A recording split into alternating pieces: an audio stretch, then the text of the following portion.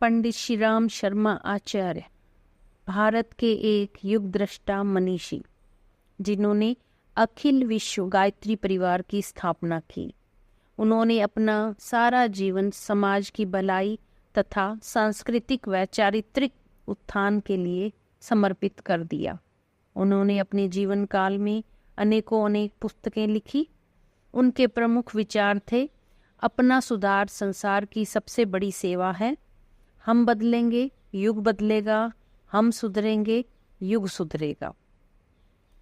उन्हीं की एक लिखी हुई एक पुस्तक अध्यात्म के सही स्वरूप का पुनर्जागरण आज मैं आपको पढ़कर सुना रही हूँ। अध्यात्म के सही स्वरूप का पुनर्जागरण गायत्री मंत्र के साथ शुरू होता है। ओम भूर्भुवः स्वः तत्सवितुर्वरेण्यं भर्गो देवस्य धीमहि धियो यो नः प्रचोदयात्। प्रथम अध्याय गलने का नाम अध्यात्म। गुरुदेव लिखते हैं, देवियों भाइयों, आपको जहाँ कहीं भी वृक्ष, लता और पुष्प खिले हुए दिखाई पड़े, समझ लेना कि ये जादू और चमत्कार उसका है जो बीज गल गया। गले हुए बीजों का परिणाम आपको बगीचों के रूप में, फूलों के रूप में, उद्यानों के रूप में दिखाई पड़ता है। लेकिन जहाँ कहीं ऐसा दिखाई पड़ता हो कि सूखी हुई जमीन पड़ी है, सुनसान पड़ा हुआ है, जान लेना वहाँ कोई बीज गलने को तैयार नहीं हुआ। वहाँ बीजों ने गलने से इनकार कर दिया है। बीज जब कभी भी गले हैं, दुनिया में शांति आई है, दुनिया में खुशी आई है, दुनिया में व्यवस्था आई है, उन्नति आई है।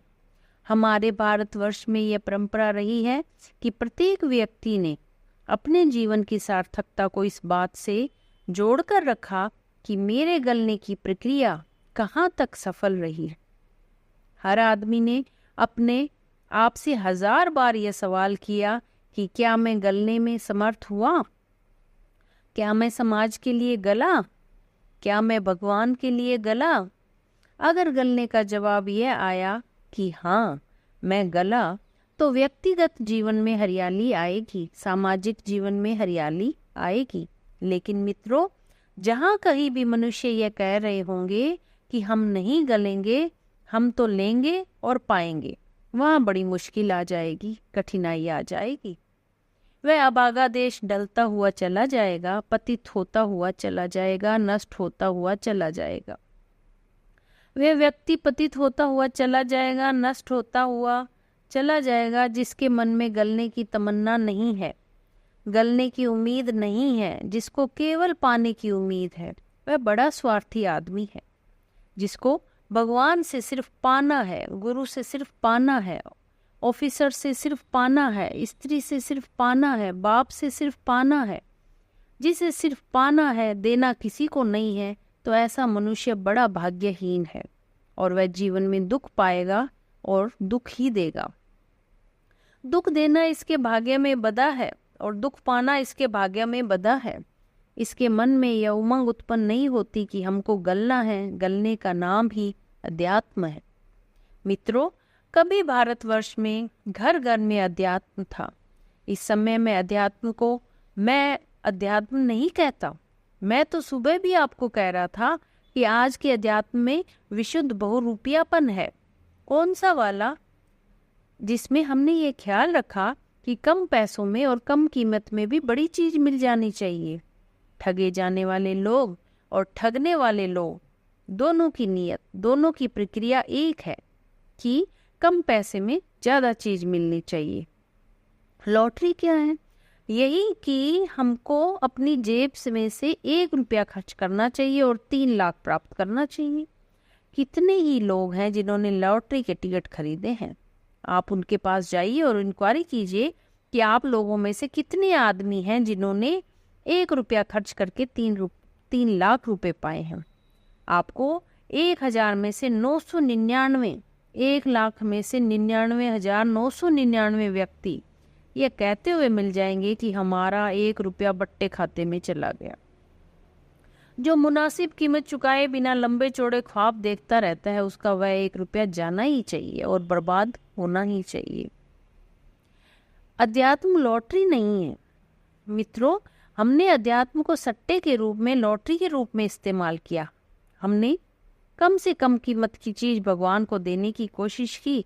कम से कम चीज क्या है? जवान की नोक, चमड़े की नोक, जिससे कि हम सारे के सारा दिन बक जग करते रहते हैं, गालियां देते रहते हैं, बेकार की बातें बकते रहते हैं, झूठ सच बोलते रहते हैं, शेखी और शान बगाड़ते रहते हैं। उसी गंदी जबान से हमने 15 मिनट, 10 मिनट या 5 मिनट या कोशिश की कि इससे कुछ मंत्र का उच्चारण कर लें। मैं आपसे मंत्र जप की बात नहीं कहता, अनुभव की बात कहता हूँ। मंत्र का जप अलग होता है। मंत्र का जप जबान से नहीं निकलता, हृदय से निकलता है, और हृदय ऐसा होना चाहिए जिसमें राम का नाम निकल सके। अभी तो हमारी जबान की नोक से, उस कमीनी जीभ की नोक से, जो कि सिवाय झूठ बोलने और बुरी बात बोलने की आदि थी, थोड़े से हर्फ अक्षर उच्चारण किए गए हैं, उससे कभी राम का नाम लिया, कभी हनुमान का नाम लिया, कभी गायत्री का नाम लिया, कभी किसी का नाम लिया और ख्वाब देखे। क्या ख्वाब देखे? यही कि भगवान जो सारी संपदाओं का स्वामी है, उसके प्यार का एक एक कण और एक किरण हमको भी मिल जाए तो हम धन्य हो जाए, हमारा जीवन सार्थक हो जाए। उसको प्राप्त करने के लिए हमने कितनी सारी चीजें देने की हिम्मत की और जरूरत दिखाई। इतनी हिम्मत दिखाई कि जबान की नोक में से थोड़े से हरफों का उच्चारण कर दिया करें।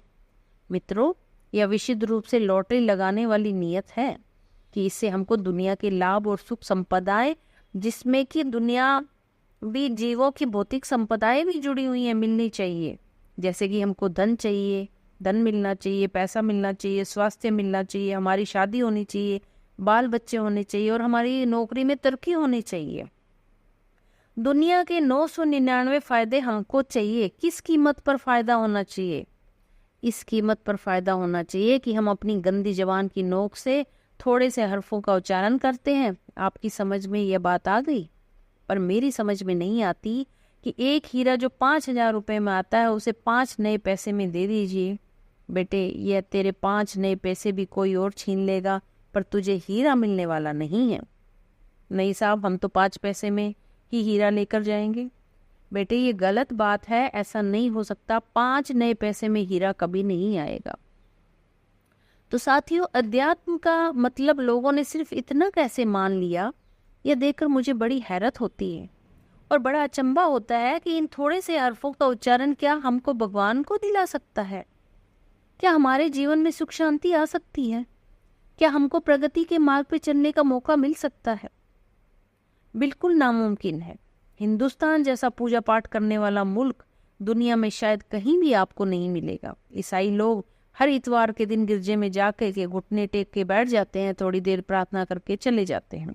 हिंदुस्तान में आपको अधिकांश लोग ऐसे मिलेंगे जो सारा दिन माला घुमाते ही मिलेंगे। कौन क्या कर रहा है? कोई रामायण पढ़ रहा है, कोई गीता पढ़ रहा है, कोई भागवत पढ़ रहा है। सारे के सारे मस्तिष्क से विकृत, सारे के सारे मनोविकारों, बीमारियों के जखीरे जिनके ऊपर जमा है और असंख्य कठिनाइयों में दबे पड़े हैं। ये कौन आदमी है जिन्होंने राम के नाम का महात्म्य जमीन से लेकर आसमान तक लिया और यह देखा कि हम सत्संग सुन लेंगे, कथा सुन लेंगे, भागवत सुन लेंगे और यह जप कर लेंगे, वह जप कर लेंगे तो जीवन मुक्त हो जाएगा, जीवन धन्य हो जाएगा। राम का नाम नहीं, काम जरूरी। मित्रों, अध्यात्म वहां से शुरू होता है जहां से आप राम का नाम लेना शुरू करते हैं और राम का नाम लेने के बाद राम का काम करने की हिम्मत दिखाते हैं और राम की ओर कदम बढ़ाने की जरूरत करते हैं। राम की ओर कदम बढ़ाना वह है जिसमें हमको गलना सिखाया जाता है। प्राचीन काल में हमारे ऋषियों ने जीवन का 1/4 हिस्सा गलना सिखाने के लिए छोड़ रखा था। उन्होंने हर इंसान से कहा था कि आपको अपनी जिंदगी का 1/4 हिस्सा गलने के लिए लगाना चाहिए, समाज को अच्छा बनाने के लिए, बेहतरीन बनाने के लिए लगाना चाहिए। लेकिन आज वह परंपराएं समाप्त हो गई, इसलिए हिंदुस्तान खुशहाल नहीं हो सकता। हो भी कैसे सकता है? जिस देश में समाज को ऊंचा उठाने के लिए, मानव जाति की पीड़ा और पतन को दूर करने के लिए आदमी कुर्बानी करने को तैयार न हो, वहां किस तरीके से खुशहाली आ सकती है? मित्रों, हमारे अध्यात्म का क्रम ही गंदा हो गया।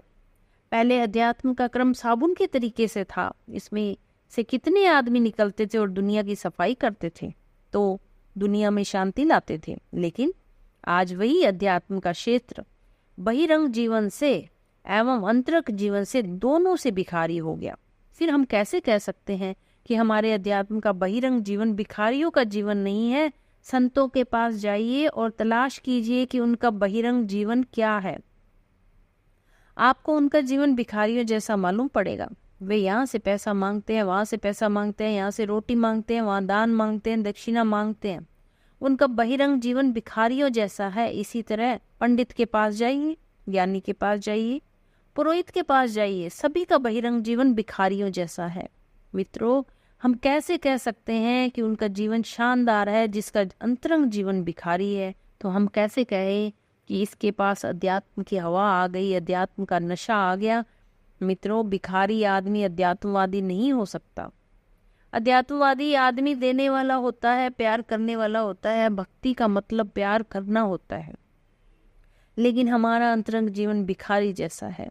जहाँ कहीं भी गए हाथ पसारते हुए गए। लक्ष्मी के पास गए तो हाथ पसारते हुए गए, संतोषी माता के पास गए तो हाथ पसारते हुए गए, हनुमान जी के पास गए तो हाथ पसारते हुए गए। दर दर पर हम कंगाल होके गए। मित्रों, क्या अध्यात्मवादी दर दर मांगने वाला कंगाल होता है? नहीं, अध्यात्मवादी कंगाल नहीं होता। वह राजा कर्ण के तरीके से दानी होता है, उदार होता है, उदात्त होता है। लेकिन जब हम तलाश करते हैं कि हिंदुस्तान में कहीं भी क्या अध्यात्म जिंदा है, तो हमको पुजारियों की संख्या में ढेरों की ढेरों दिखाई पड़ती है, पर अध्यात्म हमको कहीं दिखाई नहीं पड़ता है। यह देखकर हमारी आंखों में चक्कर आ जाता है कि हिंदुस्तान में से अध्यात्म खत्म हो गया। दूसरे देशों में अध्यात्म है। इंग्लैंड और दूसरे देशों में जब हम पादरियों को देखते हैं, जहाँ खाने पीने और रहने की सुविधाएं हैं, जहाँ सड़कें हैं, जहाँ रेलगाड़ियाँ हैं, टेलीफोन है, बिजली है, उन सुविधाओं को छोड़ करके अफ्रीका के कांगो के जंगलों में, हिंदुस्तान के बस्तर के जिलों में, नागालैंड के जंगलों में चले जाते हैं, जहाँ सिवाय कष्ट और तकलीफ के और क्या मिल सकता है? वहाँ कोई चीज़ नहीं है। मेरे मन में आता है कि इनके पैर धो के पीना चाहिए। क्यों? क्योंकि इन्होंने अपनी जिंदगी में अध्यात्म को समझा है, अध्यात्म का स्वरूप और मर्म समझा है कि अध्यात्म किसे कहते हैं और धर्म किसे कहते हैं।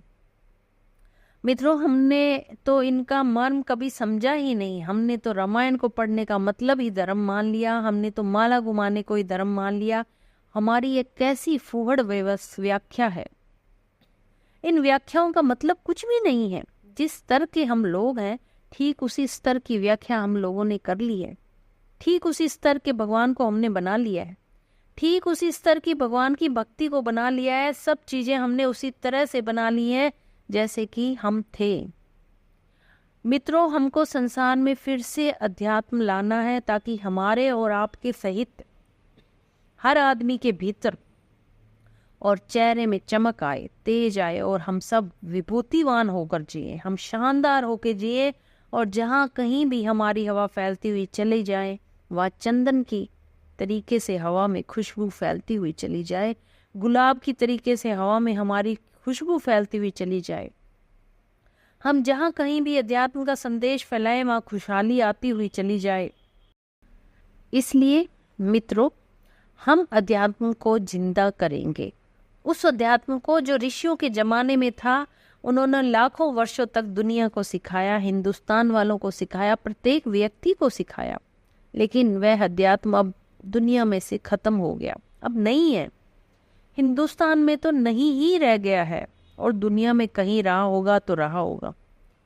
हिंदुस्तान में हम फिर से उसी अध्यात्म को लाएंगे जिससे कि हमारी पुरानी तारीख को इस तरीके से साबित किया जा सके। फिर हम दुनिया को वही शानदार लोग देने में समर्थ हो सकेंगे जैसे कि वैज्ञानिकों ने दिए हैं। मित्रों, वैज्ञानिकों को धन्यवाद है कि उन्होंने हमारे लिए पंखे दिए, बिजली दी, टेप रिकॉर्डर दिए, घड़ी दी। ये चारों चीज़ें लिए हम यहाँ बैठे हैं, उनको बहुत धन्यवाद है। और अध्यात्म विज्ञान का एहसान इससे लाखों गुणों बड़ा था।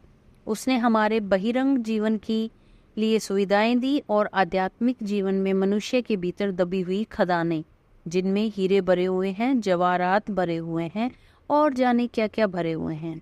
उन्हें खोद कर उभार कर बाहर निकाला। अध्यात्म इस छोटे से इंसान को, नाचीज इंसान को जाने क्या से क्या बना कर रख देता है।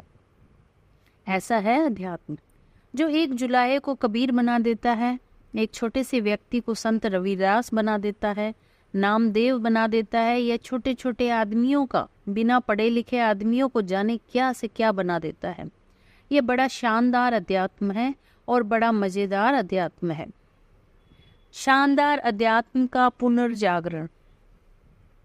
मित्रों, इस शानदार अध्यात्म और मजेदार अध्यात्म से क्या मतलब है और हमें क्या करना चाहिए?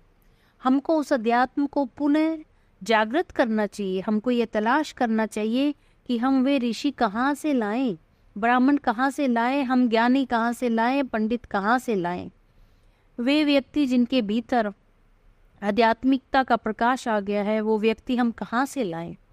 हमें बड़ी कठिनाई होती है कि हम ऐसे व्यक्ति कहाँ से लाएं जो अपनी जिंदगी का एक महत्वपूर्ण हिस्सा लगा सके। हमको बड़ी निराशा होती है, खासतौर से उन लोगों से जिनके ऊपर जिम्मेदारियां नहीं हैं। वे सबसे ज़्यादा कंजूस है। जिनके घर में बच्चे बड़े हो गए हैं और जो कमाने खाने लायक हो गए हैं, वे सबसे ज़्यादा कंजूस है। जिनके पास घर में पैसा है, वे सबसे ज़्यादा कंजूस है। लोभ और मोह ने इनको कसकर जकड़ कर रखा है और इनको हिलने नहीं देता। इसलिए हम उनको कहाँ से लाएं जो वानप्रस्थ परंपरा की, अध्यात्म की रीढ़ है, जिन्होंने अध्यात्म को जिंदा रखा था और जिंदा रखेंगे, उन्हें हम कहाँ से लाएं? मित्रों, आज आदमी लोभ में और मोह में इतना डूब गया है और बहाना ये बनाता है कि मैं तो भागवत पढ़ता हूँ, रामायण पढ़ता हूँ। बेटे, तेरी काहे की रामायण और कहाँ की भागवत? तू इन्हें बदनाम करता है। गायत्री को भी बदनाम करता है, संतोषी मात्रा को भी बदनाम करता है। बेटे, तू बेकार में अध्यात्म का नाम बदनाम करता है। जैसा तू कमीना है, जैसा तू चालाक है, जैसा तू लोभी है, जैसे तू मोह में डूबा हुआ है, वैसे ही तू भगवान को भी क्यों बनाई देता है? भगवान शानदार है, उनको शानदार ही रहने दे। नाम लेना बंद कर दे। तेरे राम का नाम लेने से क्या फायदा? राम का नाम और बदनाम हो जाएगा। कोई यह कहे कि हम तो गुरुजी के चेले हैं और वहाँ शराब पीने और जुआ खेलने में पकड़ा जाए तो गुरुजी भी बदनाम होंगे। लोग कहेंगे कि तेरा गुरु भी चालाक होगा। चल बता, कहाँ है तेरा गुरु? उसको भी गिरफ्तार करके लाएंगे। जिस तरह से हम हैं, उसके कारण भगवान को भी गिरफ्तार कर लिया जाएगा। जैसे कुछ हम हैं, उस तरीके से भगवान भी पकड़ा जाएगा। इसलिए आप भगवान का नाम लेना बंद कर दीजिए। मित्रों, हमें ऐसे अध्यात्मवादियों की, राम का नाम लेने वाले मनुष्यों की जरूरत है जो शानदार आदमी हो, इज्जतदार आदमी हो, जिन्होंने इसका महत्व समझा हो कि शानदार और इज्जतदार जिंदगी कैसे जी जा सकती है। हमें ऐसे आदमियों की आवश्यकता है। लेकिन बड़ी भारी मुश्किल यह है कि ऐसे आदमी कहाँ से लाएं? यह देखकर हमारी आंखों में आंसू आ जाते हैं। तो क्या ऐसे आदमियों की कमी है? नहीं, कोई कमी नहीं है। जो रिटायर हो चुके हैं, ऐसे ढेरों आदमी भरे पड़े हैं जिनके घर वाले चाहते हैं कि हे भगवान, ये मौत के मुंह में चला जाए, मर जाए तो अच्छा है। घर में इनकी कोई जरूरत नहीं है, लेकिन वे इतने मोह में डूबे हैं कि घर से निकल नहीं सकते। कौन है वे आदमी? वे आदमी जिनके बच्चे कमाने लायक हो गए हैं, जिनके पास गुजारे के लायक 2 पैसे मौजूद है, वे नहीं निकलेंगे। हम और आप निकल सकते हैं, लेकिन वे कभी नहीं निकलेंगे। संतों की नई पीढ़ी का निर्माण। इसलिए मित्रों, हमने ये निश्चय किया है कि अब हम ब्राह्मणों की नई पीढ़ी पैदा करेंगे, संतों की नई पीढ़ी पैदा करेंगे। किस तरह से पैदा करेंगे? हम एक एक बूंद घड़े में इकट्ठा करके एक नई सीता बनाएंगे। जिस प्रकार से ऋषियों ने एक एक बूंद रक्त दे करके एक घड़े में एकत्रित किया था और उस घड़े को संभाल करके जमीन में गाड़ दिया था, फिर उस घड़े में से सीता पैदा हो गई थी। आध्यात्मिकता को पैदा करने के लिए हम उन लोगों के भीतर, जिनके भीतर पीड़ा है, जिनके अंदर दर्द है, लेकिन घर की मजबूरियां जिनको चलने नहीं देती, घर की मजबूरियों की वजह से जो एक कदम भी आगे नहीं बढ़ा सकते, अब हमें उनकी खुशामद करनी शुरू कर दी है। हमने उन लोगों के लिए रास्ता छोड़ दिया है और उनको नमस्कार कर लिया है जिनकी गर्दन को लक्ष्मी ने, मोह ने और लोभ ने दबोच लिया है। इनसे अब हमें कोई आशा नहीं रही। मित्रों, अब हमने आपका पल्ला पकड़ा है। जिनके पास बीवी बच्चों की जिम्मेदारियां हैं, जिनको अपना पेट भरने की जिम्मेदारी है, हमने आपकी खुशामद करना शुरू कर दिया है। हमने उन लोगों की ओर से मुंह मोड़ लिया है जिनकी ओर से निराशा थी। संतों की ओर से हमने मुंह मोड़ लिया है, संतों से हमें कोई आशा नहीं रही। हिंदुस्तान में 56 लाख संत हैं और 7 लाख गांव हैं। हर गांव पीछे 8 संत आते हैं। अगर संतों में संतपन रहा होता तो हर गांव में धर्म की भावनाएं उत्पन्न करने के लिए, निरक्षरों की समस्याओं को दूर करने के लिए, सामाजिक कुरीतियों को दूर करने के लिए, नशेबाजी को दूर करने के लिए, मांसाहार को दूर करने के लिए, दुराचार को दूर करने के लिए हमें गांव पीछे 8 आदमी मुकर्रर कर सकते थे। 8 आदमी अगर मुकर्रर हो जाते तो हिंदुस्तान का कायाकल्प हो जाता, फिर वह प्राचीन काल का वही सभ्य देश हो जाता। पर हम जानते हैं कि संसार में बहुत सारे नशे हैं, उनमें से एक नशा अध्यात्म ही है, जो आदमी को संकीर्ण बना देता है और बुजदिल बना देता है और चालाक बना देता है। इस अध्यात्म ने लोगों को चालाक और बुजदिल बना दिया। मित्रों, हम उनसे क्या आशा करेंगे जो लंबे तिलक लगाते हैं, लंबी कंठी पहनते हैं, या किसी काम आ सकती है? किसी काम नहीं आने वाली। वे चालाक आदमी हैं, इसलिए हमने संतों को नमस्कार कर लिया, हमने उनके बहुत चक्कर काट लिए, बहुत खुशामदें कर ली, उनकी बहुत प्रार्थना कर ली और उनके बहुत हाथ पैर जोड़ लिए कि हिंदुस्तान बड़ा गरीब है, बड़ा दुखी है और बड़ा पिछड़ा हुआ देश है। आप इसके लिए अपना पसीना बहाने के लिए खड़े हो जाएं तो हर मनुष्य के भीतर ईमान जगाया जा सकता है, शांति लाई जा सकती है, प्रेरणा भरी जा सकती है, भगवान जगाया जा सकता है। पर उनसे हमको कोई उम्मीद नहीं रही, क्योंकि जिस आदमी ने लॉटरी लगाना सीख लिया, सट्टा लगाना सीख लिया, फिर ऐसा आदमी कड़ी मेहनत क्यों करेगा, मजदूरी क्यों करेगा, नौकरी क्यों करेगा? जिस आदमी के हाथों नुस्खा लग गया कि हमारे पाप तो गंगा जी में डुबकी मारने के बाद दूर हो ही जाना है और ₹1.25 की सत्यनारायण की कथा सुनने के बाद बेखुंड मिल जाने वाला है, इतने सस्ते नुस्खे जिसके हाथ लग गए हैं, भला वो त्याग का जीवन जिएगा क्यों? कष्ट में जीवन क्यों जिएगा? त्याग करने के लिए तैयार क्यों होगा? संयम और सदाचार का जीवन व्यतीत करने के लिए अपने आप से जद्दोजहद करनी पड़ती है, उसके लिए तैयार होगा क्यों? उसको तो किसी ने ऐसा नुस्खा बता दिया है कि तुमको समाज के लिए कोई त्याग करने की जरूरत नहीं है। अपने आप को संयमी और सदाचारी बनाने के लिए, तपस्वी बनाने के लिए कोई जरूरत नहीं।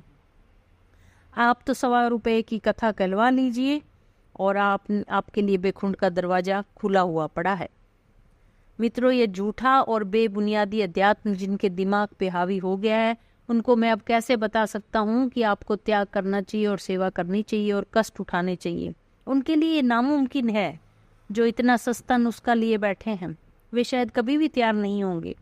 उनको मैं कैसे कह सकता हूँ हमारा अध्यात्म कैसा घृणित हो गया है, मुझे दुख होता है, बड़ा क्लेश होता है, मुझे रोना आता है, मुझे पीड़ा होती है, मुझे बड़ा दर्द होता है जब मैं अध्यात्म की ओर देखता हूँ जिसका क्लेवर रावण जैसा बड़ा हुआ है। जब मैं रामायण के पाठ होते हुए देखता हूँ, शतचंडी यज्ञ होते हुए देखता हूँ और अखंड कीर्तन होते हुए देखता हूँ, रावण के तरीके से धर्म का कलेवर बड़ा हुआ देखता हूँ, तो ये मालूम पड़ता है कि इसमें से प्राण निकल गया, जीवन इसमें से निकल गया, इसमें से दिशाएं निकल गई, इसमें से रोशनी निकल गई, इसमें से जिंदगी निकल गई। अब ये अध्यात्म की लाश खड़ी है। मित्रों, कहीं अखंड कीर्तन हो रहे हैं, कहीं अखंड रामायण पाठ हो रहा है, कहीं क्या हो रहा है, कहीं क्या हो रहा है, ये सारे के सारे कर्म कांड बड़े जोरों से चल रहे हैं। लेकिन जब हम वही अखंड पाठ करने वालों और अखंड रामायण पढ़ने वालों के जीवनों को देखते हैं, तो क्या उनके भीतर वह मादा है जो अध्यात्मवादी के भीतर होना चाहिए? क्या इनके जीवन की क्रियाकलाप वह है जो अध्यात्मवादी के होने चाहिए? हमको बड़ी निराशा होती है जब यह मालूम पड़ता है कि सब कुछ उल्टा पुल्टा हो रहा है। अध्यात्म की दिशाएं अच्छी है, पर वो बिल्कुल उल्टा रहा है। नई पीढ़ी को आह्वान। मित्रों, ये सब देखकर हमको बड़ा दुख होता है, इसलिए निराश होकर हमको ये कहना पड़ा, आप लोगों को, जवान आदमियों को कहना पड़ा कि आप लोग आइए और अपने बच्चों को कहिए कि उन्हें 1 महीने भूखे रहना होगा, 1 महीना बिना कपड़ों के रहना होगा। आप ऐसा कहिए और खुद ही उस अभाव की पूर्ति के लिए खड़े हो जाइए जिन अभावों की पूर्ति के लिए संतों ने मना कर दिया है, जिस अभाव की पूर्ति करने के लिए पुरोहितों ने मना कर दिया है, जिस अभाव की पूर्ति के लिए धर्म गुरुओं ने मना कर दिया है और जिस अभाव की पूर्ति के लिए पुजारियों ने मना कर दिया है, रामायण पाठ करने वालों ने मना कर दिया है। और जिनके पास पैसा है उन्होंने मना कर दिया है, जिसके पास समय है उन्होंने मना कर दिया है, हर एक ने मना कर दिया है। उनसे निराश होकर के हमने आपका पल्ला पकड़ा है। हम आपकी उन आदमियों की खुशामद करते हैं जिनके ऊपर गृहस्थी की बड़ी जिम्मेदारी पड़ी है, जिनके 2-2 4-4 बच्चों की शादियां करने को पड़ी है, जिनके लिए माँ बाप के लिए खर्च उठाने के लिए पड़ा है। हम उन सभी की खुशामद करने के लिए निकले हैं और हमने मुनासिब कदम उठाया है। मित्रों, ये कदम हमने कहाँ से सीखा? ये कदम हमने अपने एक पड़ोसी देश से सीखा। वह कौन सा देश है? वह हिंदुस्तान की सीमा से लगा हुआ बर्मा देश है। बर्मा के बाद में एक और देश में चले जाइए जो बर्मा की सीमा को पार करके आता है, उसका नाम श्याम है। हमारे इस पूर्वी एशिया का बड़ा मालदार देश है, संपन्न देश है, खुशहाल देश है। विद्या की दृष्टि से वहाँ बिना पढ़े लोग नहीं हैं, वहाँ अशिक्षित लोग नहीं हैं, बीमार लोग नहीं हैं। देश जरा सा है लेकिन खुशहाली का ठिकाना नहीं। ये खुशहाली किस तरीके से आ गई? ये सारा का सारा देश बौद्ध है। एक ही देश दुनिया में है जो विशुद्ध रूप से बौद्ध है। आपको दुनिया की तारीख में देखने का हो, हिस्ट्री में देखने का हो, तो वहाँ जाइए जहाँ की पूरी गवर्नमेंट बौद्ध है। दुनिया भर में वह एक ही देश है जिसका नाम है श्याम। प्राचीन काल में वहाँ बौद्ध भिक्षु हुआ करते थे। अब तो बौद्ध भिक्षु नहीं रहे, अब तो भिक्षुक रह गए हैं। मित्रों, भिक्षु और भिक्षुक का फर्क तो आप जानते हैं। भिक्षु और भिक्षुक में जमीन आसमान का फर्क है। भिक्षु अलग होते हैं जो संसार में शांति स्थापित करने के लिए, अपना जीवन अर्पित करने के लिए तत्पर रहते हैं, और भिक्षुक भिखारियों को कहते हैं। प्राचीन काल में भिक्षु थे। भिक्षु किसी तरीके से रोटी तो खा लेते थे, लेकिन अपनी सारी जिंदगी का बहुमूल्य ज्ञान लोगों को बांटते रहते थे और बिखेरते रहते थे। किसी जमाने में बौद्ध भिक्षुओं की बहुत बड़ी संख्या थी। भगवान बुद्ध जिस किसी के पास गए, उन्होंने उसको यही नसीहत दी कि यह उपदेश दिया कि आपको भिक्षु हो जाना चाहिए। नए छोकरे आए, उन्होंने कहा कि गुरुदेव क्या आ गया? उन्होंने कहा बेटा भिक्षु हो जा। भिक्षु का मतलब हराम की कमाई खाने वाला नहीं है। भिक्षु का मतलब वह है जो अपने आप को तपाता है, जो अपने आप को मुसीबत में डालता है, जो अपने आप को दुख में धकेलता है, जो अपने आप को अभाव में धकेलता है, जो अपने आप को कंगाली में धकेलता है। इन सब चीज़ों में धकेलने के बाद अपनी खुशहाली को दुनिया में बिखेर देता है, उस आदमी का नाम है भिक्षु। भिक्षुक नहीं, भिक्षु बने। मित्रों, भगवान बुद्ध के पास जो नए लड़के आए, उन्होंने उनसे कहा बेटे तुमको भिक्षु हो जाना चाहिए। उनने कहा गुरुदेव आपकी आज्ञा है तो मैं हो जाता हूँ। लड़कियां आई और उन्होंने कहा गुरुदेव हमारे लिए क्या आज्ञा है? आप हमें धर्म का मार्ग बताइए, हमको खुशहाली का मार्ग बताइए। हमारे संतान नहीं होती, बेटे दिलवाने का रास्ता बताइए। उन्होंने कहा बेटी को जहन्नुम में झोंक दे और तू मेरे साथ आ जा, समाज में जा। महिला समाज में अज्ञान फैला हुआ है, उसको दूर करने के लिए आगे बढ़। बस क्या था, उन छोकरियों ने भी बुद्ध का प्रकाश ग्रहण किया और भिक्षु हो गई। 2.5 लाख के करीब उन्होंने नौजवानों को भिक्षु और भिक्षुणी बनाया। किसने बनाया? भगवान बुद्ध ने। क्या किया उन्होंने? हिंदुस्तान में वाम मार्ग की विचारधारा के नाम पर हिंसाए अनाचार का जो साम्राज्य छाया हुआ था, दुनिया में अज्ञान का जो अंधेरा छाया हुआ था, उन 2.5 लाख व्यक्तियों ने अपने आप को गला करके और बर्बाद करके दुनिया में खुशहाली पैदा की और शांति पैदा की, उन्नति पैदा की। मित्रों, धीरे धीरे वे बौद्ध भिक्षु लुप्त होते चले गए और हिंदुस्तान में भिक्षुक पैदा हो गए। उसी तरीके से बौद्धों में भी वही हवा आई, उसमें भी भिक्षुक पैदा हो गए और भिक्षु खत्म हो गए। अब श्याम देश में क्या करना पड़ा? वहाँ के लोग बहुत समझदार हैं। उन्होंने कहा कि हम में से हर एक आदमी को 1 साल के लिए संन्यास लेना चाहिए और 1 साल के लिए भिक्षु बनना चाहिए। वहाँ के प्रत्येक परिवार की परंपरा है कि 1 वर्ष के लिए हर आदमी को भिक्षु होना ही चाहिए, बौद्ध विहारों में रहना ही चाहिए, बौद्ध विहारों में रहकर तप करना ही चाहिए। तप करने का मतलब समाज के लिए, सेवा करने के लिए, कष्ट उठाने के लिए होता है। सारे के सारे श्याम देश में इस परंपरा को जीवित रखने का एक ही तरीका है कि बौद्ध विहार इस बात की जिम्मेदारी उठाते हैं कि हम देश को साक्षर बनाएंगे। 1 महीने ट्रेनिंग देने के बाद उनको 11 महीने के लिए अध्यापक बनाकर भेज देते हैं। जब स्कूलों की 1 महीने की छुट्टी होती है उस समय में आदमी को विहारों में रहना पड़ता है और विहार में रहने के लिए वे चले जाते हैं। जिन्होंने हाई स्कूल पास किया है प्राइमरी स्कूल को पढ़ाते हैं और जिन्होंने एमए किया है बीए वाली क्लास को पढ़ाते हैं। अस्पतालों से लेके समाज सेवा के असंख्य कार्यों तक सारे के सारे जो कार्य होते हैं उन बौद्ध भिक्षुओं द्वारा होते हैं। सब मिलाकर दुनिया भर में 1 लाख बौद्ध भिक्षुओं द्वारा होते हैं। सब मिलाकर दुनिया भर में जो 1 लाख भिक्षु है जो शाम के मठों में निवास करते हैं, एक चला जाता है तो दूसरा आ जाता है। गवर्नमेंट ने भी केवल चोर उठाईगिरी को पकड़ने की जिम्मेदारी अपने ऊपर ली है, चुंगी वसूल करने की जिम्मेदारी अपने ऊपर रखी है, लेकिन सार्वजनिक कार्यों की सारी जिम्मेदारी बौद्ध धर्म के ऊपर छोड़ रखी है। बौद्ध विहार अपनी आवश्यकता जनता से मिले दान से दक्षिणा से पूरी कर लेते हैं, क्योंकि हर आदमी जानता है कि हम 1 साल के लिए वहाँ बौद्ध विहार में गए थे, हम 1 साल वहाँ रहे थे और रोटी हमको वहीं से मिली थी, कपड़ा हमको वहीं से मिला था, इसलिए हमको अपनी कमाई का एक हिस्सा बौद्ध विहार को देना चाहिए ताकि अपने देश की शिक्षा और संस्कृति को जिंदा रखा जा सके। मित्रों, वहाँ का हर आदमी यही समझता है कि हमारी कमाई का एक हिस्सा विहार को जाना ही चाहिए। भिक्षुओं की ज़्यादातर आवश्यकताएं इसी से पूरी हो जाती हैं। अगर कुछ कमी पड़ती है तो उसे गवर्नमेंट पूरा कर देती है। बस सारे के सारे देश का यही हाल है। वहाँ का सिक्का क्या है? वहाँ का सिक्का इतना शानदार और मजबूत है कि उसके बराबर सारे एशिया में किसी का सिक्का नहीं है।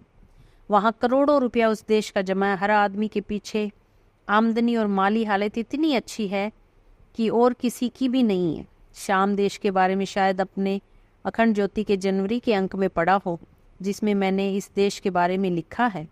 शाम देश के बारे में मेरे पास एक किताब है, फुर्सत मिल जाए तो आप उसे पढ़ना कि वहाँ की खुशहाली सारे एशिया में किस तरीके से बढ़ी। मित्रों, अब हम अपने देश को खुशहाली बढ़ाएंगे और दुनिया की खुशहाली बढ़ाएंगे। न केवल भौतिक खुशहाली बढ़ाएंगे, न केवल लोगों के अंदर से गरीबी दूर करेंगे, वरन इंसान के भीतर दीनता के जो भाव समा गए उन्हें भी दूर करेंगे। यह बीमारी उससे भी ज़्यादा कष्टदायी है जो हमको बुखार, खांसी, दर्द, घुटने की बीमारी और कमर के दर्द के रूप में कष्ट देती है। उससे 1000 गुना ज़्यादा ज़बरदस्त दीनता की बीमारियां हैं जो हमारे ऊपर हावी हो गई हैं और जिन्होंने हमारा ईमान, हमारा दिल और हमारा दिमाग चकनाचूर करके फेंक दिया है। अब हम उसी शान से लड़ाई लड़ेंगे जिस तरीके से शाम के निवासी लड़ते रहे हैं। दीपक बने, औरों के लिए जलें। मित्रों, हमने आपकी खुशामद की और आपने हमारी प्रार्थना मंजूर कर ली। हमारे लिए बहुत ही प्रसन्नता की बात है। हमारी खुशी का ठिकाना नहीं है जब हम आप जैसे नौजवानों को, नई पीढ़ी के लोगों को, खास तौर से उन आदमियों को जिनके पास बीवी बच्चों की जिम्मेदारियां हैं, उनका पेट भरने के लिए का वजन जिनके ऊपर लदा हुआ है, हम आपको पाकर कितने खुश है कह नहीं सकते। अब हम उन भाग्यहीन लोगों को चैलेंज करेंगे जिनके ऊपर न घर की जिम्मेदारियां हैं, न पैसे की जिम्मेदारियां हैं, न रोटी कमाने की चिंता है। रोटियां तो उनके घर में संदूकों में भरकर रखी हुई हैं और जिनके ऊपर जिम्मेदारियों का एक कण भी नहीं है। लेकिन अभागे मनुष्य सिवाय इसके अपने पेट के लिए, पैसे के लिए, अपनी हवस पूरी करने के लिए और वासनाओं को पूरा करने के लिए जिंदगी तबाह करते रहते हैं। बच्चों, हम आपको दुनिया के सामने नमूने के तौर पे पेश करेंगे। हम आपको अपनी कुर्सी पर खड़ा करेंगे, मेज पर खड़ा करेंगे और दुनिया वालों को दिखाएंगे कि ईमान वाले ऐसे होते हैं कि उनके ऊपर वजन भी पड़ा है, कष्ट भी पड़े हैं, मुसीबतें भी पड़ी है, गरीबी की मार भी पड़ी है, बड़ी जिम्मेदारियों का बोझ भी पड़ा है, फिर भी वे शानदार आदमी होते हैं। आप हमारी इज्जत हैं, आप हमारी शान हैं, भारतवर्ष की आध्यात्मिकता की जीवंत मिसाल हैं। आपके आने की हमको बहुत खुशी है। हम आपसे बड़े महत्वपूर्ण काम कराना चाहेंगे, लेकिन आपसे महत्वपूर्ण काम कराने से पहले हमको एक काम करना पड़ेगा। क्या करना पड़ेगा? ये काम करना पड़ेगा कि आप स्वयं इस लायक हो जाएं कि दूसरों को प्रकाश देने की स्थिति में आ जाएं। दीपक पहले स्वयं जला करता है। दीपक में रोशनी पहले खुद पैदा होती है, उसमें खुद रोशनी हो जाए तो बाहर भी प्रकाश फैलाएगा। दुनिया में आपको ऐसा कोई दीपक देखा है जिसके अंदर स्वयं प्रकाश ना हो और बाहर प्रकाश करता फिरता हो? दुनिया में ऐसा प्रकाश कहीं भी हो नहीं सकता। हम आपको प्रकाशवान बनाएंगे, हम आपके भीतर प्राण भरेंगे। हमने जो यहाँ आपको 1 महीने के लिए बुलाया है उसमें कुछ ऐसी कीमती चीजें देने के लिए बुलाया है जिसको पा करके आप निहाल हो जाएंगे। मित्रों, हम आपको क्या चीज देंगे? यहाँ सामान्यतः मोटे रूप से शिक्षण चलता रहेगा, हमारे 2 प्रवचन होते रहेंगे, उनकी कोई कीमत है? आपने अखंड ज्योति पढ़ी है और हमेशा मेरे प्रवचन सुने हैं, हमारे व्याख्यान आपने दूसरी जगह भी सुने होंगे, मेरे विचारों की आपको जानकारी है। आपको अगर जानकारी न होती तो आप यहाँ क्यों आते? मेरे पास कोई और विचार बाकी रह नहीं गया है जो मैंने कभी अखंड ज्योति में न छापा हो और पुस्तकों में न छापा हो। ठीक है, आपके समय का आक्षेप होता हुआ चला जाए, इसलिए हम यहाँ 2 प्रवचन बराबर करते रहेंगे। 1 घंटे सवेरे किया करेंगे और 1 घंटे शाम को करेंगे। आपकी भूख दूर करने के लिए जिस तरह हम आपको 2 बार खाना खिलाते हैं और फुर्ती लाने के लिए 2 बार चाय पिलाते हैं, इसी तरीके से 2 डोज हम आपको रोज पिलाते रहेंगे जो हमारे व्याख्यानों के हैं। हम आपको यहाँ कर्म कांड सिखाएंगे। यहाँ से आपको धर्म मंच से लोक शिक्षण करने के लिए समाज में जाना पड़ेगा। उसके लिए हम आपको थोड़ी सी बातें सिखाएंगे और आपको जानकारियाँ देंगे कि समाज का नया निर्माण करने के लिए आपको क्या क्या क्रियाकलाप और क्या क्या निर्माण करने पड़ेंगे। उन कामों को भी जानकारी आपको देंगे। लेकिन ये दोनों ही जानकारियाँ गौण है, ये दोनों ही शिक्षण गौण है, ये दोनों ही बातें गौण है। असली बात यह नहीं है जीवात्मा का तेज ब्रह्म वर्चस्व। असली बात क्या है? असली बात यह है कि आपको जीवात्मा के अंदर हमें वह तेज भरना है जिसको ब्रह्म वर्चस्व कहते हैं। ब्रह्म वर्चस्व आपके भीतर पैदा हो जाए तो आप न जाने क्या से क्या करने में समर्थ होंगे। अगर आपके अंदर ब्रह्म वर्चस्व पैदा ना हो सका तो मित्रों, आप मिट्टी के आदमी हैं, धूल के आदमी हैं, कीड़े हैं, मच्छर हैं और मक्खियां हैं। ऐसी स्थिति में यदि हम आपको प्रधान बनाकर कहीं भेज देंगे तो अपनी मिट्टी पलीत करा करके आएंगे और हमारी भी मिट्टी पलीत करा करके आएंगे। आपको हम गायत्री परिवार का प्रेसिडेंट बना दे तो आप अभी धूल के बराबर हैं, मिट्टी के बराबर हैं। आप गायत्री परिवार को तबाह कर देंगे और हमको तबाह कर देंगे और अपने को तबाह करेंगे, तीनों को तबाह करेंगे। अगर हम आपको कोई पद सौंप दें और अमुक काम सौंप दें तो इससे कोई काम बना है? नहीं, इससे कोई काम नहीं बना है। मित्रों, काम किससे बनता है? काम उससे बनता है जिस जीवात्मा के भीतर प्रकाश भरा हुआ है। ऐसे आदमी जहाँ कहीं भी गए हैं, खराब परिस्थितियों को भी अच्छा बनाते चले गए हैं, बुरे लोगों को भी अच्छा बनाते चले गए हैं, बुरी परिस्थितियों पर कब्जा करते चले गए हैं, अंधेरे में रोशनी पैदा करते चले गए हैं और जिनके दिल और दिमाग सो गए थे उनको जगाते हुए चले गए हैं। कौन? जो स्वयं जगा हुआ है। आपको स्वयं जगा हुआ इंसान बनाने के लिए हमने इस शिविर में बुलाया है। न जाने क्यों एक पुरानी घटना हमको बार बार याद आती है। कुंभ का मेला लगा हुआ था, जैसे ही यहाँ कल से कुंभ मेला प्रारंभ होने वाला है, उसी तरह कुंभ मेले में एक स्वामी जी आए थे। स्वामी जी ने इसी तरीके से व्याख्यान दिया था जैसे हम आपको यहाँ दे रहे हैं। हमको स्वामी जी का नाम याद आ रहा है। उनके गुरु थे, आंखों से अंधे थे। उन्होंने अपनी विद्यार्थी से कहा कि बेटे तू मुझे कुछ देगा क्या? मैंने तुझे विद्या दे दी, प्यार दे दिया, बल दे दिया, तू भी कुछ देगा क्या? विद्यार्थी बोला, गुरुदेव मेरे पास क्या है, मैं क्या दे सकता हूँ? लौंग का एक जोड़ा लेकर गुरुदेव के पास गया और बोला कि गुरुदेव दक्षिणा में बस यही है हमारे पास। बेटे लौंग के जोड़े का मैं क्या करूँगा, यह मेरे किस काम आने वाला है? तो फिर क्या चीज़ दूँ, मेरे पास क्या है बताइए? मैं तो साल भर आपके पास पड़ा हूँ और रोटी भी तो मैंने यहीं से खाई है, कपड़ा भी तो आपने ही पहनाया है, अब मेरे पास क्या चीज़ रह जाती है जो मैं आपको दूँ? गुरुदेव बोले, बेटे तेरे पास इतनी कीमती चीज़ है जो तुझे भी मालूम नहीं है। मेरे पास क्या चीज़ है? तेरे पास है तेरा वक्त, तेरा श्रम, तेरा पसीना, तेरा हृदय, तेरा मस्तिष्क, तेरी बुद्धि, तेरी भावनाएं। तेरे पास ये इतनी बड़ी चीजें हैं कि उसका रुपये से कोई संबंध नहीं है। रुपया तो इसके सामने धूल के बराबर है, मिट्टी के बराबर है। रुपया किसी काम का नहीं है इसके आगे। तेरे पास ये चीजें हैं, उन्हें तू मुझे दे दे। विद्यार्थी को उमंग आ गई। उसने कसम खाकर कहा, गुरुजी कसम खा के कहता हूँ कि ये जिंदगी आपके लिए है और इसे आपके लिए ही खर्च करूँगा। बस मैं निहाल हो गया। आंखों से अंधे गुरु की आंखें चमक पड़ी। कौन से गुरु की? स्वामी बिरजानंद की। स्वामी बिरजानंद की आंखें मथुरा में अंधी हो गई थी। बाहर की आंखें तो अंधी बनी रही, लेकिन भीतर की आंखों में ऐसी रोशनी आई कि चेहरा चमक पड़ा। खुशी का कोई ठिकाना ना रहा। उन्होंने उस विद्यार्थी से, जिसका नाम था दयानंद, से कहा, बच्चे तू जा, पाखंड खंड की पताका लेकर जा। पहला काम तुझे लोगों के मस्तिष्क की सफाई का करना पड़ेगा।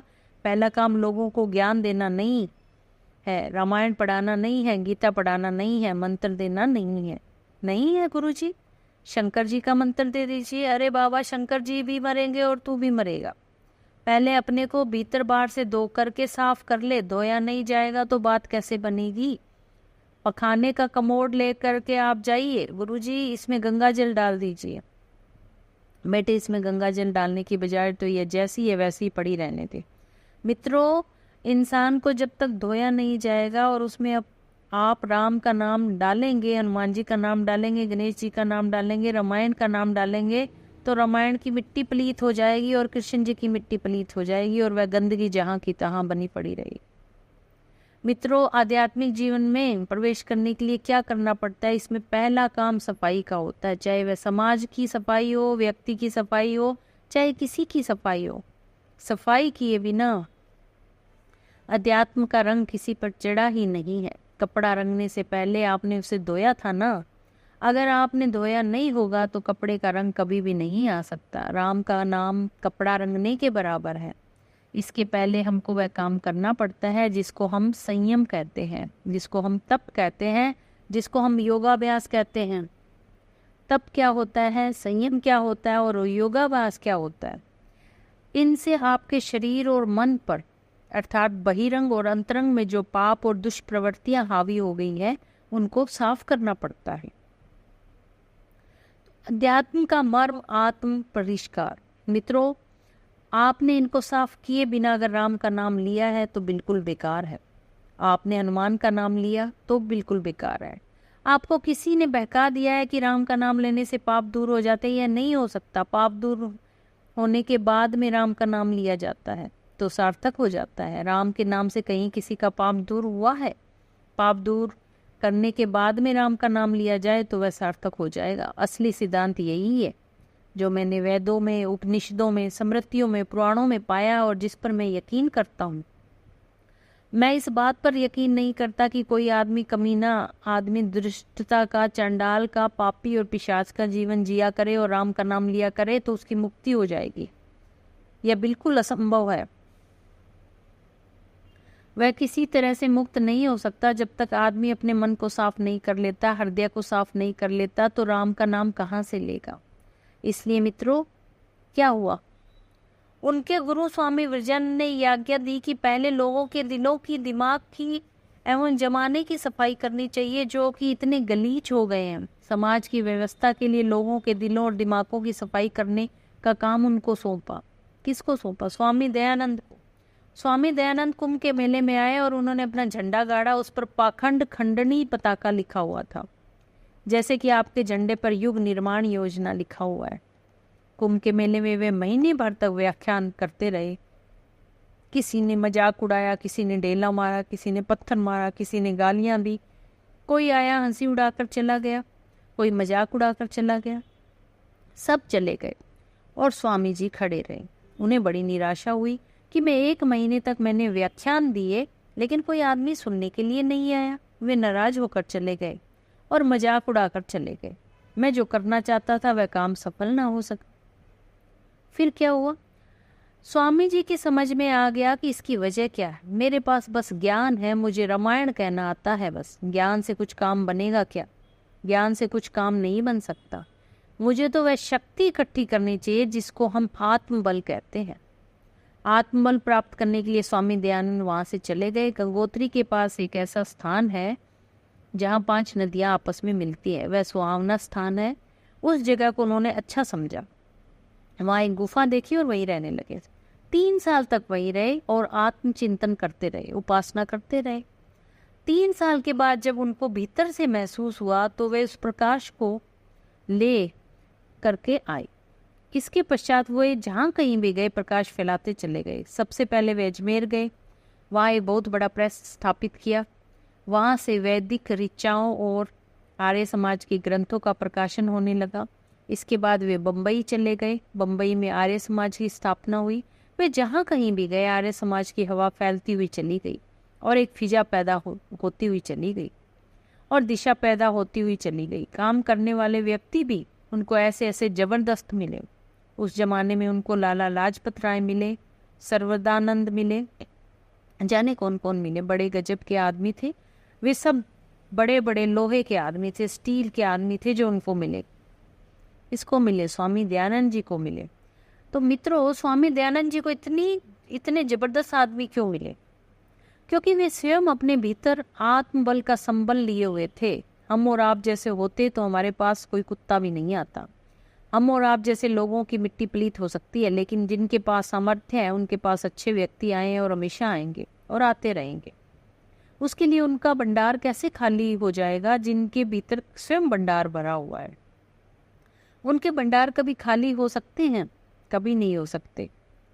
इस धरती पर एक से एक बढ़िया और एक से एक बेहतरीन आदमी आए हैं और जरूर आएंगे। स्वामी दयानंद ने जो काम किया मैं भी वही करना चाहता था। मित्रों, आप इस कुंभ के अवसर पर यहाँ 1 महीने के लिए आए हैं, गंगा किनारे आए हैं, वहाँ आए हैं जहाँ हिमालय का द्वार खुला हुआ है। आप शांति कुंज में आए हैं, तो यहाँ से आप वह चीज़ लेकर जाएं जो हमारे व्याख्यानों से 1000 गुनी ज़्यादा कीमती है और जिसका हम शिक्षण करने वाले हैं। यहाँ पर हम जो आपको कर्मकांड और हवन की विधि, संस्कार आदि सिखाने वाले हैं, उससे लाख गुना ज़्यादा कीमती वह चीज़ है जिसे कमा कर यदि आप ले जाएं तो आपकी ये कमाई बड़ी शानदार होगी, बड़ी महत्वपूर्ण होगी और जिंदगी भर काम मिलेगी। उससे आपका भी काम चल जाएगा और हमारा भी काम चल जाएगा। आपका भी उद्धार हो जाएगा, हमारा भी उद्धार हो जाएगा। आप उस चीज़ को लेकर जाएं जो हम आपको देना चाहते हैं। आप क्या चीज़ लेकर जाएंगे? आप ये चीज़ लेकर जाएं, एक भगवान की भक्ति, भगवान पर विश्वास, भगवान की निष्ठाएं, इन्हें आप लेकर कर जाएं, इकट्ठा करके ले जाएं। मित्रों, क्या करना पड़ेगा? आपका असली कार्यक्रम वही है जो अभी हमने आपको बताया। नकली कार्यक्रम यह है कि आप विचारों की दुनिया में खोए रहें, अच्छे विचार आपके ऊपर हावी रहें, बुरे विचार आपके ऊपर हावी ना होने पाए। इसलिए हमने सारे का सारा 8 घंटे का कार्यक्रम बना दिया है। चाहे तो आप उस 8 घंटे के कार्यक्रम में उलझे रहें जिससे कहीं बुरे ख्याल आपके ऊपर हावी ना हो जाए और अच्छे विचार घेरे रहें। असल में आप इन सब बातों से 2 फुट ऊंचे उठकर रहना और यह सोचना कि हम यहाँ किस लिए आए हैं। यही कि हम यहाँ से शक्ति के पुंज लेकर के जाएंगे और शक्ति की धाराओं को लेकर जाएंगे। शक्ति की धाराएं कहाँ से आएगी और शक्ति की धाराएं हमें कहाँ लाना चाहिए। साथियों, इसमें कुछ काम आपका है और कुछ काम हमारा है। कुछ आप कीजिए, कुछ हम करेंगे। कुछ काम बेटा करता है तो कुछ बाप करता है। बाप किताबों का इंतजाम करता है, फीस का इंतजाम करता है, बाप बेटे के लिए खाने का इंतजाम करता है और बेटा पढ़ने का इंतजाम करता है। किताबों को लेकर बैठा रहता है। बेटे का काम बेटा करता है और बाप का काम बाप करता है। दोनों मिलकर जब काम करते हैं तो बेटा एमए अच्छे डिवीजन में पास हो जाता है, फर्स्ट डिवीजन में पास हो जाता है।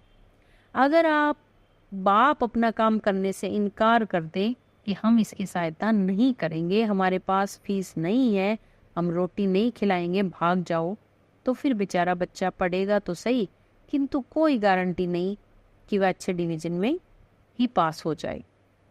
इसी तरह यदि बाप सारे का सारा सामान मुहैया करा दे और बेटा इनकार कर दे कि पिताजी हमको नहीं पढ़ना है, आप पैसा देते हैं तो ठीक है, आपने कॉपी मंगा दी तो ठीक है, ट्यूशन लगा दिया तो अच्छा है, लेकिन हमको फुर्सत नहीं है, हम नहीं पढ़ेंगे, हम तो सिनेमा देखेंगे।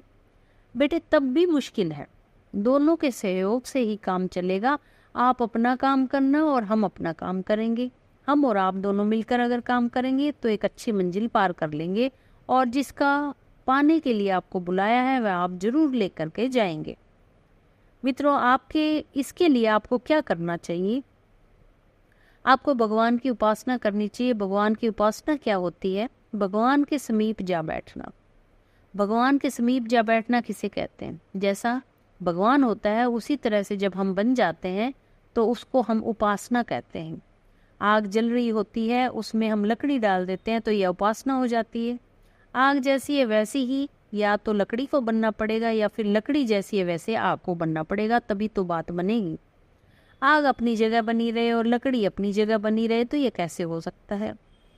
पानी और मिट्टी को हम मिला देते हैं तो या तो मिट्टी को पानी बनना पड़ेगा या फिर पानी को मिट्टी बनना पड़ेगा। ये कैसे हो सकता है कि पानी अलग रखा रहे और मिट्टी अलग रखी रहे?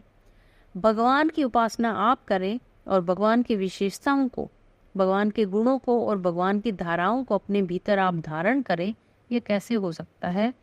आप उनमें मिल जाइए या अपने में उन्हें मिला लीजिए। उपासना इसी का नाम है। इससे कम में कोई उपासना नहीं हो सकती। मित्रों, आपने किसी को हरफों का उच्चारण करना सिखा दिया, मुबारक।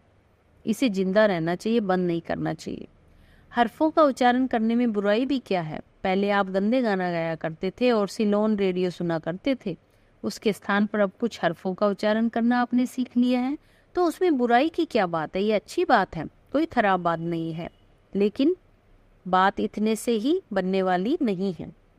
आप भगवान जैसे विशाल, भगवान जैसे महान होने के लिए अपने अंदर वे प्रेरणाएं और वे दिशाएं पैदा कीजिए, वह गर्मी पैदा कीजिए, वह महानताएं पैदा कीजिए, तो आपकी उपासना सफल मानी जाएंगी।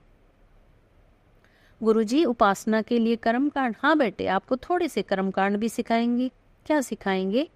आपको गायत्री मंत्र की उपासना सिखाएंगे। गायत्री मंत्र से बढ़िया कोई मंत्र दुनिया में नहीं है, मेरा तो इस पर अटूट विश्वास है। एक बात याद रखना कि जप या उपासना भावना पूर्वक होनी चाहिए, बिना भावना के नहीं। बिना भावना के अगर आप जप कर रहे होंगे तो आपको नींद आ जाएगी, फिर कहेंगे कि गुरुजी पहले तो हमारा बड़ा मन लगता था लेकिन अब नहीं। अच्छा बता बेटा, तूने भावना के साथ कब किया? एक दिन भी नहीं किया। तूने जबान की नोक से उच्चारण किया, परंतु जबान की नोक से उच्चारण करने पर न कोई परिणाम होते हैं, न कोई मन लगता है, न कोई उसमें निष्ठा होती है, न कोई बात बनती है। क्यों? क्योंकि तूने जबान की नोक से किया था। या जबान की नोक से मत करना, यह भावना पूर्वक जप करना। मित्रों, गायत्री और यज्ञ हमारी भारतीय संस्कृति के माता पिता हैं।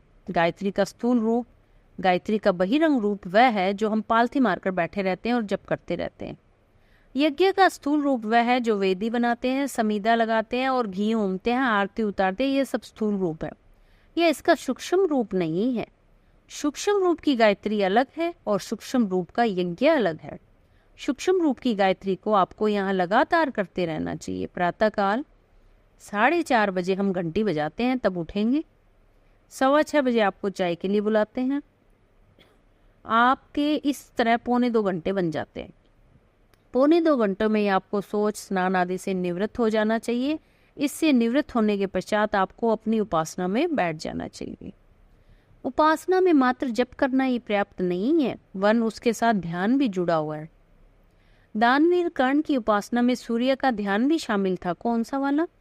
जिसका कल मैं आपसे निवेदन कर रहा था कि यज्ञ एकता का प्रतीक है, यज्ञ अग्नि का प्रतीक है, तेज का प्रतीक है, ब्रह्म वर्चस्व का प्रतीक है। उसका बहिरंग रूप वह है जो हम हवन करते हैं, लेकिन उसका अंतरंग रूप वह है जो सूर्य के रूप में दिखाई पड़ता है। आप सवेरे जप किया करें और उसके लिए आकाश में, उसके लिए पालथी मारकर बैठ जाया कीजिए।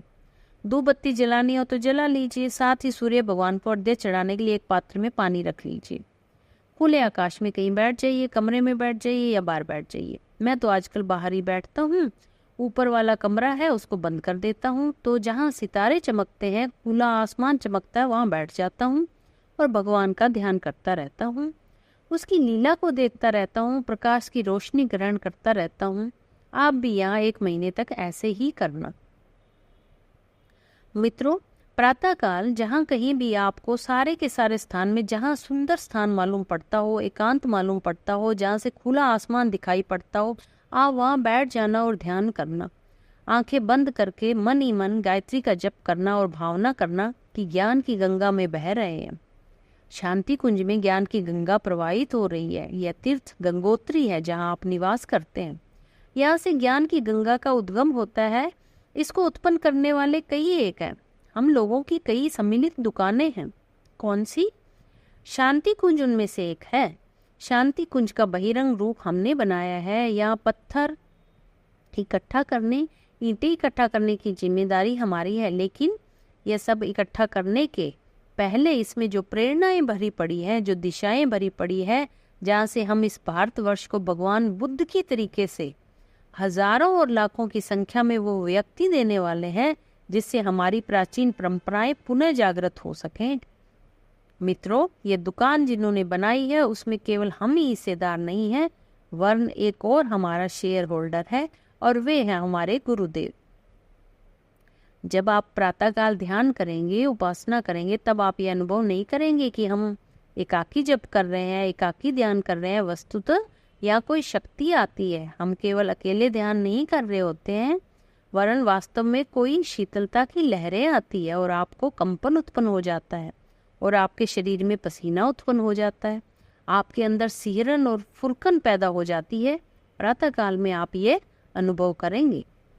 आप सूरज का ध्यान करना, आंखें बंद कर लेना और ध्यान करते हुए आप ये अनुभव करना कि सूर्य प्रकाश का सूर्य नहीं, चमक वाला सूर्य नहीं, वरन ज्ञान का सूर्य है, सविता देवता। सविता देवता अलग है और सवेरे निकलने वाला सूर्य अलग है। सवेरे निकलने वाला सूर्य प्रतीक है, सिंबल है, यह सविता का सिंबल है, लेकिन असली सूरज नहीं है। असली सूरज वह है जिसको हम सविता देवता कहते हैं, आदित्य कहते हैं। ज्ञान का सूर्य, तप का सूर्य, ब्रह्म वर्चस्व का सूर्य है वह जिसका आप ध्यान करते हैं। उसकी सारी की सारी किरणों में आप कमर तक डूबे हुए हैं। क्रमशः कमर के ऊपर से नीचे तक, बाहर से लेकर भीतर तक प्रकाश किरणें प्रवेश कर रही हैं। सूरज के धूप में जहां आप खड़े हुए हैं वहां ऊपर से ब्रह्म वर्चस्व आता है और वह आपके मस्तिष्क में आता है, फेफड़ों में आता है, आपके पाँव से लेकर कमर तक, हाथों से लेकर जो आपकी कर्मेंद्रियां, ज्ञानेंद्रियां है, दोनों ही ज्ञान की गंगा से और प्रकाश के रूप में ब्रह्म वर्चस्व से ओतप्रोत होती चली जा रही हैं। आप इस तरीके से जप करना और ध्यान करना। 1 घंटा हो सके तो 1 घंटा करना, 6:15 बजे आपको बंद करना ही पड़ेगा। जल्दी उठना चाहे तो आप जल्दी भी उठ सकते हैं, आपको यहाँ कोई रोक नहीं है, लेकिन 4:30 बजे सुबह आपको हर हालत में उठ जाना ही पड़ेगा। इससे पहले आपको उठना है तो उठ सकते हैं, लेकिन आप उठे शांति से, दूसरों को डिस्टर्ब ना करें, चिल्लाएं नहीं, जोर जोर से श्लोक नहीं पढ़े, चुपचाप उठ जाएं और नित्य क्रिया से निवृत्त होकर जगह जगह पर नल लगे हुए हैं, पंप लगे हुए हैं, वहाँ स्नान कर लें। स्नान करने के पश्चात में प्रातःकाल में जो भी समय आपको मिल जाता है उसमें जप और ध्यान कर लिया करें। जब कितना हो गया, संख्या की गणना करने की आवश्यकता नहीं है। संख्या की गणना कराने की, और हम आपका ध्यान बटाना नहीं चाहते, हम आपको ध्यान भगवान में लगाए रखना चाहते हैं। आप माला गिनेंगे तो आपका ध्यान भंग होगा और छिन्न भिन्न होता चला जाएगा। कितनी माला हो गई और कितनी गिनती हो गई, आप इसी झगड़े और जंजाल में फंस जाएंगे। इसलिए अब आपको माला गणना खत्म। अब आपको जप के रूप में भी ध्यान, प्रकाश में ज्ञान के रूप में भी ध्यान, ज्ञान की गंगा का भी ध्यान करना होगा। ज्ञान की गंगा आपके बाहरी शरीर को छू नहीं रही है, वरन आपके हृदय को भी धो रही है, मन को भी धो रही है, आपकी बुद्धि को भी धो रही है, आपके चित्त को भी धो रही है, आपके अहंकार को भी धो रही है। सारी मलिनताओं को और पापों को धोती चली जा रही है। कौन धोती चली जा रही है? ज्ञान की गंगा। असली गंगा यही है जिसका मैं आपसे निवेदन कर रहा हूँ। मित्रों, असली सूरज वह नहीं है, वरन सविता है जिसकी ओर मैंने आपको इशारा किया। ब्रह्म वर्चस्व, आत्म बल, आत्म तेज का स्रोत वही है। वही सूर्य आपका उद्धार करेगा। उसी के भीतर से आपके अंदर स्फूर्णा और प्रेरणा आएगी। आज से आप यही करना, बस आपके लिए यही काफ़ी है। बाकी हम करेंगे आपके लिए, हमारे गुरुदेव करेंगे आपके लिए, और हमारा भगवान करेगा आपके लिए, जिसके इशारे पर नए कार्य के निर्माण प्रारंभ किए गए हैं। हमारे इशारे पर यह कार्य प्रारंभ नहीं किए गए हैं। आप हमारे बुलाने पे यहाँ नहीं आए हैं। कोई बड़ी जबरदस्त सत्ता इससे ही समय काम कर रही है, जो आपको घसीट लाई है, खींच लाई है, और जो आपको इस ओर चलने के लिए मजबूर करती है। आप उसकी प्रेरणा पर आए हो। वही प्रेरणा जो आपको यहाँ तक घसीट के लाई है, आपको आत्मबल देगी, आपको ब्रह्म वर्चस्व देगी, आपकी जीवात्मा को धोने में सहायता करेगी। वह गंगा आपकी मलिनता को धोएगी। वह प्रकाश पुंज आपके भीतर गर्मी पैदा करेगा। 1 महीने के भीतर आत्मबल लेकर जाना। यह बात मैंने आपको सुबह की निवेदन किया। इसके बाद में यहाँ का टाइम टेबल 6:15 बजे से शुरू होता है, जिसमें माता जी आपको चाय के लिए बुलाती हैं। इससे आप 6:30 तक निवृत्त हो जाते हैं। 6:45 बजे से प्रवचन शुरू हो जाता है, जो 7:45 बजे तक चलता है। 8 बजे के बाद हमारे दूसरे कार्य आरंभ हो जाते हैं।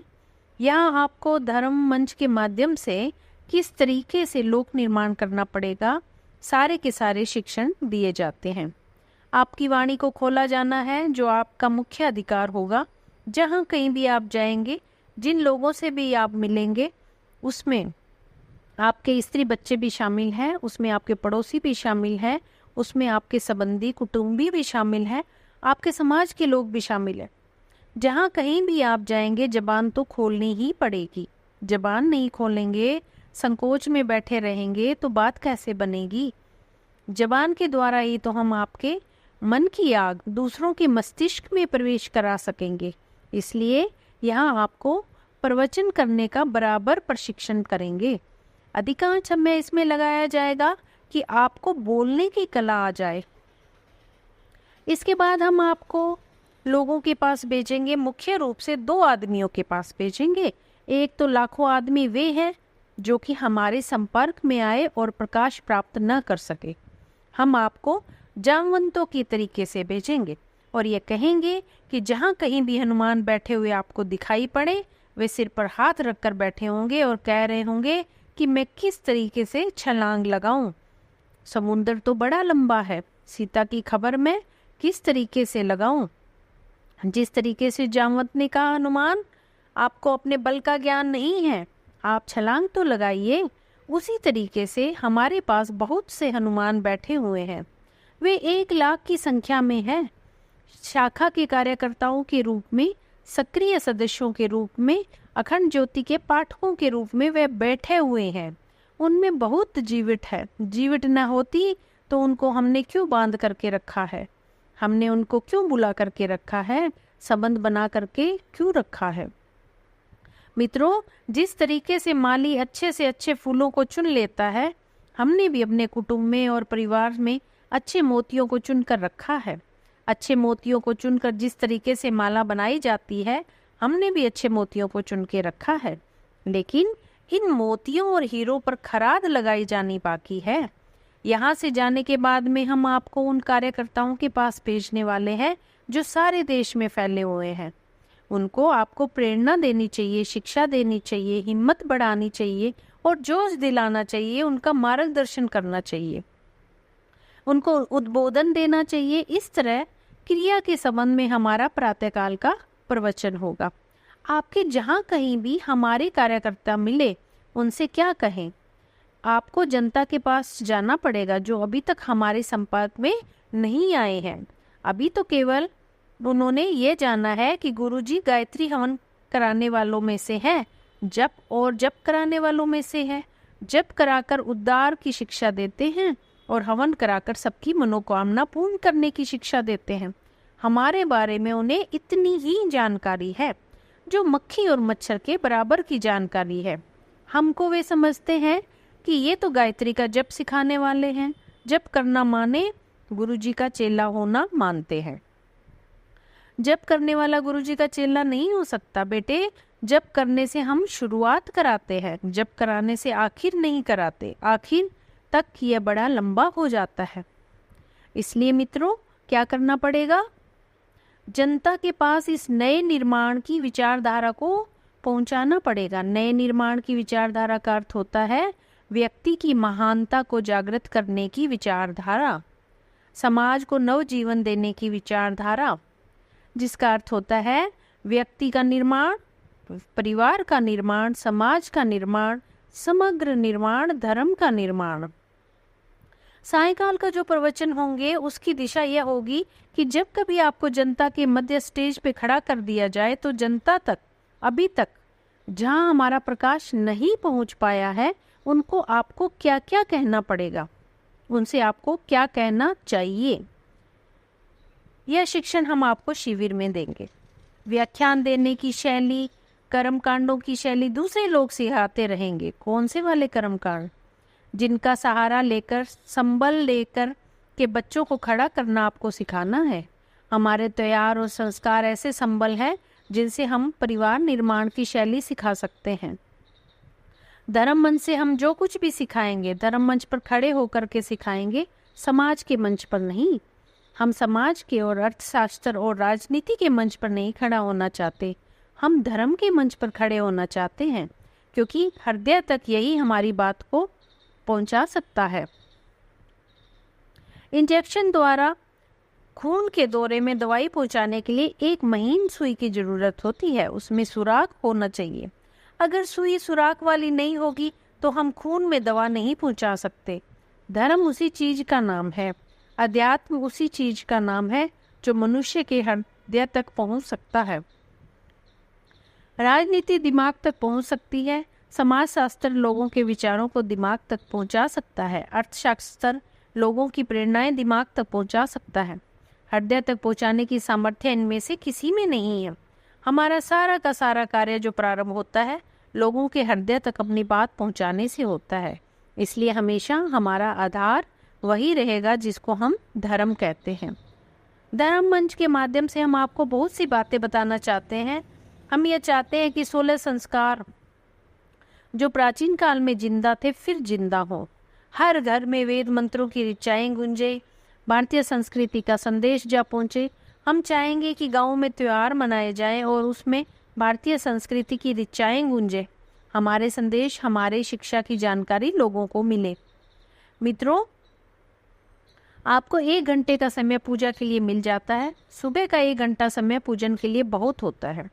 अगर आप 1 घंटा सच्चे मन से प्रकाश को ग्रहण करते हुए चले जाएं और सच्चे मन से ज्ञान की गंगा में नहाते हुए चले जाएं तो यह पर्याप्त है।